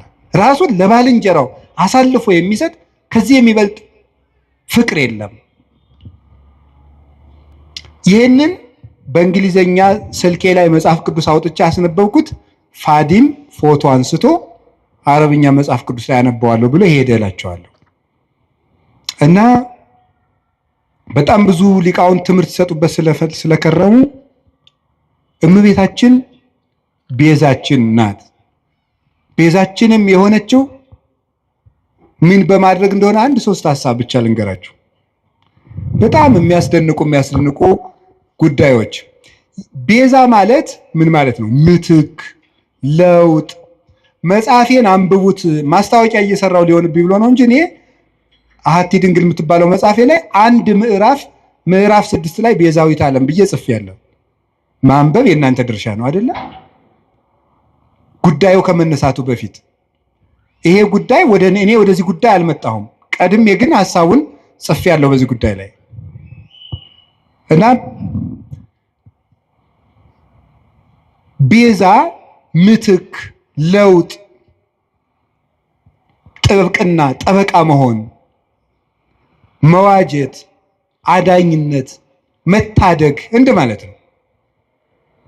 ለጌዛ ቤዛ ሲባል የራሱ ትርጉም አለው። ብዙ ሊቃውንት ብዙ ስላሉበት እዚህ ጉዳይ ብዙ ማለት አልፈልግም።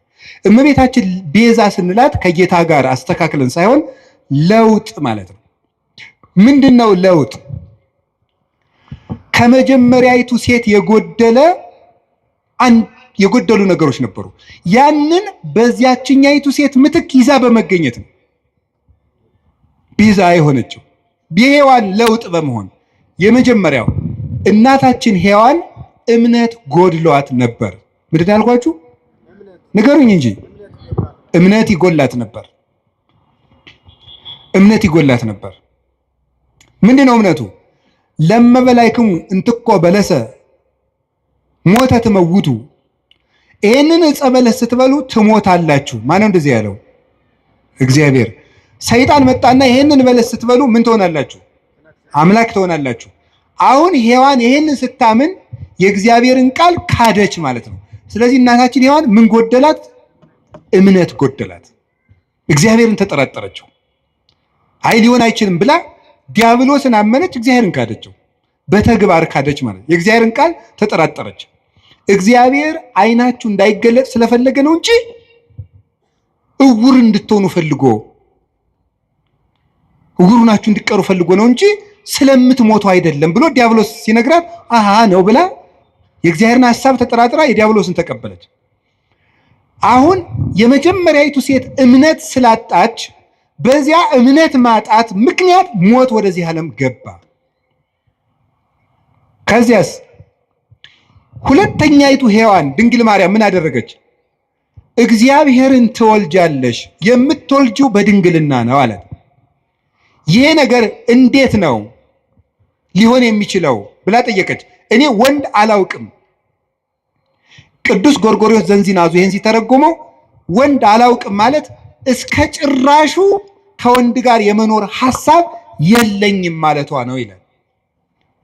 ሌሎችም ቅዱስ አትናቴዎስ፣ ቅዱስ ቄርሎስ ተርጉመውታል። ሶስቱም እስከ ፍጻሜው ድረስ ሕሊና የራሱ የታተመ ነው ማለቷ ነበረ። ታዲያ ምን አለ? ለእግዚአብሔር የሚሳነው ነገር የለም ማለት ነው። ለእግዚአብሔር የሚሳነው ነገር የለም። ተወልጃለሽ አለ፣ እንደ ቃልህ ይደረግልኝ።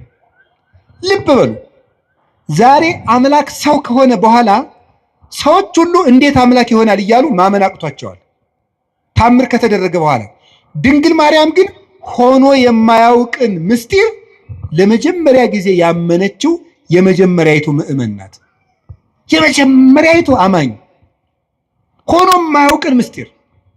እስራኤል ባህር ቢሸገሩ አይደንቅም። ይሄ ኖህ በውሃ ላይ ሲንሳፈፍ ስለተነገረ እናውቀው የለ። ደመና ከሰማይ ህብስት ቢያወርድ አይደንቀንም። ይሄ እግዚአብሔር መጋቢ ነው፣ ባዶዋን መሬት እንድታበቅል አድርጓታልና። ፈርዖን ቢሰጥም እሱም አይደንቀንም። እግዚአብሔር ጠላትን ማጥፋቱና መግደሉ መቅጣቱ የታወቀ ነው። የሚደንቀን ግን ድንግል እንደሆነች መጽነሷ፣ ድንግል ከወለደች በኋላ ድንግል መሆኗ፣ ሴት አምላክን ወልዷ መታቀፏ ግሩም ነው። ይሄ አይኑ መንክር ዘይደሉ ከመናንክር፣ እንደው ልናደንቅ የሚገባን እንደው ድንቅ ታምር ምንድን ነው ይላል ቅዱስ ኤራቅሊስ ሃይማኖተ አበው ምዕራፍ 49 ቁጥር 5 ላይ ሲናገር፣ ልናደንቀው የሚገባን ድንቅ ነገር ምንድን ነው? ሰማይኑ ዘአዝነመ ህብስተ፣ ሰማይ ዝናምን ያዘነመ ሰማይ ነው የሚደንቅህ? ወሚመ አምላክ ዘለብሰ ሥጋ፣ ወይስ ሰው የሆነ አምላክ ይደንቅሃል? በትርኑ ባሕርኑ ዘተከፍለ ከማያንሶሱ ውስቴቱ እስራኤል እንዲሻገሩበት የተከፈለ ባህር ይደንቃልን? ወሚመ ድንግል ዘወለደት ዘእንበለ ዘር ወምድር ወለደት ተረክበ ማኅተመ ድንግልናሃ። የተከፈለው ባህር ያስደንቅሃል ወይስ ያለ ዘር የጸነሰች ያለ ወንድ ዘር የወለደች ከወለደች በኋላ ድንግልናዋ ታትማ የምትኖር ሴት ትደንቅሃለች? አንተ አይሁዳዊ ለመትብለኒ ምን ትዑቱ ታምራት ዘተገብረ በኀቤክሙ፣ በእናንተ ዘንድ የተደረገ ታምራት ምንድን ነው? እስኪ ታምር ንገረኝ። ክርስቲያኖች የምትመኩበት ምን ታምራላችሁ የምትለይ ከሆነ ምን ትዑቱ ጽንስ ዘእንበለ ዘር ወወሊድ ዘእንበለ መወልዲት ወምድረ ወለደት ተረክበ ማኅተመ ድንግልና። አንተ ያለ ዘር መጽነስ ምንድን ነው? ከወለደች በኋላ ድንግል መሆን ምንድን ነው? ኮኩኒ ዛንቃ ማየ ውሃ ያፈለቀ አለት ይደንቅሃልን? ወሚመ መስቀል ዘቀደሰ ዓለመ፣ ወይስ ዓለምን የቀደሰ መስቀል ይደንቅሃል? ምን ትዑቱ ስርቀተ ስብሐተ እግዚአብሔር፣ የእግዚአብሔር ብርሃን በቤተልሔም መገለጡ ምንድን ነው? ስብሐተ ኖሎት የእረኞች ምስጋና ምንድን ነው? ወውረተ ኮከብ በክሌፍና ኮከቡ ከሰው መሃል እየተሰወረ ብቻውን እየተገለጠ መሄዱ ምንድን ነው? ሐዊር በውስተ ባሕር እንዘ ይርህስ ሀገሪሁ፣ እግሮቹ ሳይረጡበት በባህር ላይ መራመድ ምንድን ነው? ሐዊረ አንካሳን የአንካሶች መሮጥ ምንድን ነው? የሙታን መነሳት ምንድን ነው? ተገሰጽ እምዝንቱ ታምር ወስግድ ለዘተሰቅለ። ይህን ታምር አይተህ አንተ ሰው ተገሰጽ፣ ተማር፣ ለተሰቀለው አምላክም ስገድ ይላል። ታምር ይሏቸዋል የድንግል ማርያም ማኅፀን። ይህን የሚደንቀን ሁኖ የማያውቅን ነገር ያመነች ብፅዕት ኤልሳቤጥም እንዲህ ነበር ያለቻት፣ ብፅዕት አንቲ እንተ ተአምኒ ከመ ይከውን ቃል ዘነገሩኪ፣ ከእግዚአብሔር ተልከው የነገሩሽ ቃል እንደሚሆን የምታምኝ አንቺ ብፅዕት ነሽ። ያመንሽ አንቺ ብፅዕት ነሽ። ሔዋን የሌላትን እምነት ይዛ በመገኘት የሔዋን ጠበቃዋ ድንግል ማርያም ናት፣ ቤዛዋ ናት። አንድ ሁለተኛስ ድንግል ማርያም ይዛው የተገኘችው አንድ ድንቅ ነገር አለ። እሱ ምን እንደሆነ ታውቃላችሁ? ትህትና ይባላል።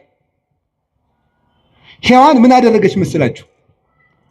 አምላክነትን ነው የተመኘችው አይደል? በለስን ስትበላ አምላክነትን መመኘት የትዕቢት የመጨረሻው ነው።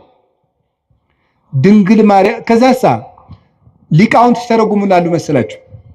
ትህትና ዘይት ነው፣ መንፈስ ቅዱስ ወይም የመንፈስ ቅዱስ ጸጋ መብራት ነው ይላሉ። ዘይቱ ሲያልቅ መብራቱ ምን ይላል? ይጠፋል። ትህትና ከሰው ሰውነት ሲጠፋ መንፈስ ቅዱስ ከሰው ምን ይላል? ይርቃል። አዳምና ሔዋን የትህትናቸው ዘይት ራቁታቸውንም ሆኑ፣ በለስም ቅጠል ቆርጠው አገለደሙ አዳምና ሔዋን። ድንግል ማርያምሳ የአምላክ ተፈሥሒ ፍሥሕት ኦ ምልዕተ ጸጋ እግዚአብሔር ምስሌኪ፣ ደስተኛይቱ ወይ ደስ ይበልሽ ሲላት እንዲህ ያለ ሰላምታ ለሴት ይገባል፣ ለኔ ይገባኛል፣ ለፍጡር አለችው። ተመልከቱ ትህትናዋን። በሔዋን ባለቀው ዘይቷ በኩል ሞት ወደዚህ ዓለም ገባ። ትህትናን በተሞላችው እውነተኛይቱ የሕይወታችን ማሰሮ በድንግል ማርያም በኩል መንፈስ ቅዱስ መጣ። ዘይቱ ካለ መብራቱ እንደሚኖር ትህትና ካለበት መንፈስ ቅዱስ ይኖራል። እና ይሄ እንዴት ያለ ሰላምታ ነው ባለች ጊዜ ጸጋን የተመላሽ ሆይ ያሰኘት ይሄ ነው። ሙሉ ናት እመቤታችን። ትህትና የጎደላትን የእናቷን ትህትና ይዛ በመገኘት የሔዋን ቤዛዋ ናት። በትህትናዋ ትህትና አያችሁ ዘመዶች፣ በእምነት ማጣት ሞት በሔዋን ጆሮ ገባ። በድንግል ማርያም እምነት ሕይወት ቃል በሷ ወደ እሷ ማህፀን ገባ። በሔዋን እምነት ትህትና ማጣት ሞት ወደኛ ገባ። በድንግል ማርያም ትህትና ሕይወታችን ክርስቶስ ከሷ እንዲወለድ ሆነ። የትህትናዋ በር ነው አምላክ ልጇ ይሆን ዘንድ ወደ እሷ እንዲወርድ ያደረገው። ትህትና የቅድስና ሁሉ መሰረት ነውና ከቃሉ ጋር ናችሁ። ንጽህናዋስ ብትሉ ንጽህናዋስ ምን ይላል መሰላችሁ? ድንግል ማርያም ምንድን ነው የምትባለው? የእግዚአብሔር ምንድን ነው የምትባለው? በሉ እንጂ ከተማ በሉ እንጂ የእግዚአብሔር ምን መዝሙር 86 ስላለ ይሄንን ለቅዱስ ኤፍሬም ለቅዱስ ያሬድ የእግዚአብሔር ከተማ አምልተው እና አባ ጊዮርጊስ አምልተው አስፍተው ተርጉመውታል። የእግዚአብሔር ከተማ ማለት ምን ማለት ነው? በነገራችሁ ላይ አንድ እንደኔ ያለ ሰው ዝም ብሎ ደርሶ የእግዚአብሔር ከተማ አይባልም። ትንሽ ያላት እንቅልፍ የላት እንደሚባለው አንደኛ ቆሮንቶስ ምዕራፍ 3 ቁጥር 16 ላይ እናንተ የመንፈስ ቅዱስ መቅደስ ናችሁ ይላል ብሎ ሊጠቅስ ነው። አንዱ ሮጦ እንደዚህ ነው የሚለው። በነገራችሁ ላይ መናፍቃን እኛ አንድ ጥቅስ ስንጠቅስ ያኛውን የማናውቀው ነው የሚመስላቸው። የጅል ነገር እናውቀዋለን፣ ጠፍቶን አይደለም። ያኛው ይሄኛው በንስሐ ነው። የእግዚአብሔር ከተማ የተባለችው ምን ማለት ነው? ከእግዚአብሔር ውጭ ወደሷ ምንም ነገር ገብቶባት የማያውቅ ማለት ነው። የሚያስደንቅ እኮ ነው። ይሄ በድንግልና መጽነሷን ብቻ አይደለም፣ ሕሊናዋ ውስጥ ራሱ ከእግዚአብሔር ውጭ ምንም ሐሳብ ገብቶባት የማያውቅ። አይገርማችሁ? አይገርማችሁ? ሐሳቡ የታጠረለት ፍጡር የት ይገኛል? እስቲ የፈለገ እገሊት ድንግል ናት እገሌ ድንግል ነው ይባላል። በሐሳቡና በሐሳቧ ግን ስንቱን ነውታል። በሐሳባችን ስንቱን በድለናል። ድንግል ማርያም ግን ሐሳቧ የታጠረ ቅዱስ አትናቴዎስ የገለጣት መንበር የምትገልጠው እሷን ነው። መኑ ውእቱ ዘከማከ ዘከለለ መንበሮ በእሳት፣ አቤቱ መንበሩን በእሳት ያጠረ እንዳንተ ያለው ማን ነው? መንፈስ ቅዱስ የጋረዳት ናትና ፍጹም ንጽሕት እርግማን የሌለባት መርገም ያልወደቀባት ምልአተ ኃጢአት ያላገኛት ቃሏ ቅዱስ ቅዱስ ድንግል ሐሳቧ ድንግል ስጋዋ ድንግል ልቡናዋ ድንግል የሆነች እመቤታችን ናት። ለዚህ ነው በስድስተኛው ወር ገብርኤል መልአክ ወደ ምን ድንግል ሄደ ነው የሚለው። በሉ እንጂ ለእግዚአብሔር ወደ ታጨች ወደ ምን ነው የሚለው? ወደ አንዲት ድንግል። ለምንድነው አንድ ድንግል የሚላት? እንደሷ ያለ ድንግልና ያለው ማንም የለም። ስጋው ድንግል ቢሆን አፉ አይደለም፣ አፉ ድንግል ቢሆን ሐሳቡ ድንግል አይደለም። ሁሉ የተሟላላት እመቤታችን ናት። እግዚአብሔር ደግሞ በንጹህ ነው የሚያድረው። ንጹህ ስለሆነች እመቤታችን አደረት። አቀባ ጰራቅሊጦስም ከርሰ እማ መንፈስ ቅዱስ ከእናቷ ማህፀን ጀምሮ ጠበቃት። ወኢረኩሰት በምንትኒ እምዘፈጠራ ከፈጠራትም ጀምሮ ምንም በምን አላደፈችም። እንዴት ሆና ነው ከሰው ተገንታ የሰው እርግማን ያላረፈባት? ከመእምጽቡር ጽሩየ ገብራ ጭቃ ወርቅ ከጭቃ ሲገኝ ጭቃው እንደሌለበት ሁሉ ከተረገመው ከአዳም ልጅ ባህሪ ስትወለድ እርግማን ያላገኛት ንጽሕት ዘር ጽጌ ሃይማኖት ዘጸገየት በማይከል አስዋክ ይላታል ቅዱስ ያሬድ። በእሾህ መካከል አብባ የተገኘች የሃይማኖት አበባ። ጽጌረዳውን እሾህ አጥሮት አበባው ላይ ግን እሾህ የለም። በተረገመ ሰውነታችን ውስጥ ከተረገመ ሰዎች ተወልዳ ርግማን የሌለባት አበባ እመቤታችን ናት። የመጨረሻውን አንድ ነገር ልንገራችሁ። እመቤታችን ሔዋን ምን አላደረገችም? ድንግል ነበረች። ይሄን ያስተማረው ማን ነው? ድንግል ማርያም በድንግልናዋ የሔዋን ጠበቃ ሆነች። ቅዱስ ዮሐንስ አፈወርቅ ነው እንዲህ ያለው። ያቺ ድንግል ነበረች፣ ድንግልናዋን ግን አፈረሰችው። ለምን? ድንግልናዋን ለዲያብሎስ ጆሮ በመስጠት አፈረሰች። ይችኛይቱ ድንግል ግን የመላኩን ቃል በማመን ድንግልናዋን ጠበቀች። ስለዚህ ሔዋን ቤዛዋ ናት። የተቀደሰችው ምድር ናት። ኦሪት ዘጸአት ምዕራፍ 3 ቁጥር 15 ላይ ቁጥር 5 ላይ ምን አለው እግዚአብሔር ሙሴን? ሙሴ የቆምክባት ምድር የተቀደሰች ናትና ጫማህን አውልቅ አለው። የተቀደሰች ምድር የቆምክባት ምድር የተቀደሰች ናት። ኦሪት ዘፍጥረት ምዕራፍ 4 ቁጥር 17 ላይ ግን ምዕራፍ 3 ቁጥር 17 ምን የሚል ቃል ታገኛላችሁ? አዳም መሬት አንተ ወትገቡ ውስተ መሬት፣ መሬት ነህ ወደ መሬትነት ትመለሳለህ። እርግምተ ትኩን ምድር በእንቲአከ፣ ምድር በአንተ ምክንያት የተረገመች ትሁን። ሶከ ወአሜከላ ለይቁልከ፣ እሾህና አሜከላ ይብቀልብህ አለው። ምድር በአንተ ምክንያት የተቀደሰች ትሁን፣ የተረገመች ትሁን አለው። ምድር ሙሴን ደግሞ የቆምክባት ምድር የተቀደሰች ናት አለው። እንዴት ነው ምድር የተረገመች ከሆነች የተቀደሰች ምድር የተገኘችው? በተረገመ ምድር ውስጥ ሙሴ የቆመባት መሬት የተቀደሰች እንደተባለች በተረገመው ሰውነታችን መሃል እርግማን ያላረፈባት የተቀደሰችው አማናዊ ሊቀ ካህናታችን ንጉሳችን ኢየሱስ ክርስቶስ የቆመባት ቅድስቲቱ ምድር ድንግል ማርያም ናት። ምን አለ ቅዱስ ዮሐንስ አፈወርቅ? ተፈሥሒ ኦግዝቴ ቅድስት ድንግል ምድር ቅድስት እንተ በጽሐኪ እግዚአብሔር እንዘ ይጽአን በደመና ብሩህ ወዋህ ውስቴትኪ።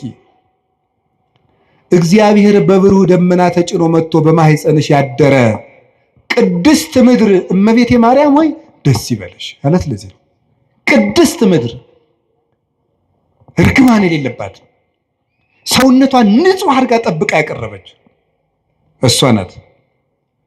መጨረሻ ላይስ የምነግራችሁ ድንግል ማርያም ለሔዋን በመታዘዝ ቤዛዋ ናት። እስኪ በመታዘዝ በሉ። በምን? በመታዘዝ ሔዋንን አትብይ ወይም አዳምን አትብላ። ይሄ ምንድን ነው? ትእዛዝ በሉ እንጂ አፍርሰው ምን አሉ? በሉ። ባለመታዘዛቸው ምን መጣ? ሞት። በአንድ ሰው አለመታዘዝ ሞት ወደዚህ ዓለም ገባ አይደለም የሚለው? ገባ። አለመታዘዛቸው። ይችኛይቱ ድንግልስ እውነተኛይቱ ድንግል ማርያም እሷሳ ምንድናት? ታዘዘች። አምላክን ትወልጃለሽ፣ እሺ ይደረግልኝ። መታዘዝ። ቀጥሎስ ልትወልድ 9 ወር ሞልቷት ልትቆጠሪ መንገድ ሂጂ፣ እሺ። እንዴ እምትወልጂው ንጉስ ነው ታብዬ ሲያበቃ የምድር ንጉስ ሊቆጥረኝ መሄድ ምንድን ነው ያላለች? እሺ ብላ የታዘዘች። እሺ ወልዳሳ ሲያበቃ ወደ ግብፅ ሂጅ፣ እሺ። ወደ ግብፅ ስትሄድ ስንት ዓመቷ ነው? የ15 ዓመት ልጅ መንገድ ሄዳ የማታውቅ አገር የማታውቅ ከ600 ኪሎ ሜትር በላይ በእግሯ በእስራኤል የብርድ ወራት ነው የተሰደደችው። ቸነፈር እያሳደዳት አውሬ ይገጥማት አታውቅ። ሂዳ የምታርፍበት ቤት ዘመድ የላት። እሺ ተንከራተተች፣ ተሰደደች። ተመልሰች ናዝሬት ነኝ፣ እሺ። እና እሷ ቤዛ ያልሆነች ማንም ይሆናል? ሁሉን እሺ እያለች እየታዘዘች አንድ ቀን አንደበቷን ገልጣ ያላማረረች ከማመስገን በቀር ልጇ ውሃውን ጠጅ አድርግ ልጄ፣ ጊዜ ገና አልደረሰም፣ እሺ። ጊዜ ገና አልደረሰም ያላት ይላል ቅዱስ ጎርጎርዮስ ዘንዚናዙ በዕለተ ዓርብ ባንቺ ልጅነቴ የምታዘዝበት ቀን ገና አልደረሰም እያላት ነው ይላል። ደሙን አፍሶ ስጋውን ቆርሶ ግን እነሆ ያንቺ ልጅ እንደመሆኔ የምታዘዝበት ቀን ዛሬ ነው፣ ይሄው ልጅሽ። በዮሐንስ አንጻር ራሱን ነበር ይሄው ልጅሽ የሚላት። እነሆ ልጅሽ፣ ሂጅ ከሱ ጋር፣ እሺ። እንደ ድንግል ማርያም ያለ ታዛዥ በምድር የለም። እግዚአብሔር የሚፈልገው ምንድነው? የሚወደኝ ቢኖር ቃሌን ይጠብቃል። ቃሉን በመጠበቅ ለሔዋን ቤዛ ሆና አምላክ እንዲያድርባት የአምላክ እናት ለመሆን የበቃች እመቤታችን ቅድስት ድንግል ማርያም ነው። እምነቷን፣ ትህትናዋን፣ ታዛዥነቷን፣ ፍጹም ድንግልናዋን፣ ንጹሕ ሕዋሳቷን ይዛ በመቅረብ ለልብሰተ ሥጋ የሔዋን ቤዛዋ ናት። እንዲህ ያለውን ነገረ ማርያም እና ነገረ ክርስቶስ ጥሩ ስራ እንደሰሩት መከራ እንደተቀበሉት አባቶቻችን እናምናለን። የአክል ሃይማኖት ዘአልቦ ጥልቀት፣ ነውር የሌለበት ሃይማኖት በቂ ነው። ቅዱስ ቄርሎስ ወእምነት በቅድስት ድንግል ከመይእቲ ወላዲተ እግዚአብሔር በሥጋ፣ ድንግል ማርያም እግዚአብሔርን በሥጋ እንደወለደች ማመን በቂ ነው ይላል። ነገ እመቤታችን ናት። እመቤታችን ለኛ ምልክታችን ናት። አንድ ነገር ልንገራችሁ። በጉባኤ ኤፌሶን ጊዜ ንስጥሮስ ሲመጣ ምን ይዞ እንደመጣ ታውቃላችሁ? 50 ወታደሮችን አስጭኖ ነው የመጣው ወደ ጉባኤ ሲመጣ። ቅዱስ ቄርሎስ ወደ ኤፌሶን ሲሄድ ምን ይዞ ሄደ? ወላዲተ አምላክ የሚል ጽሑፍ እንደ ታፔላ ጽፎ ከጳጳሳት ፊት ለፊት አድርጎ ነበር የደረሰው። ወላዲተ አምላክ ወላዲተ አምላክ ወላዲተ አምላክ የሚለው ቃል ለኛ ምልክታችን ነው። ነፃ ስንወጣ ጌታችን ኢየሱስ ክርስቶስ ከመስቀሉ ስር የሰጠን የነፃነት ማህተም የሆነ ምልክት የሆነ ስም ነው ወላዲተ አምላክ የሚለው።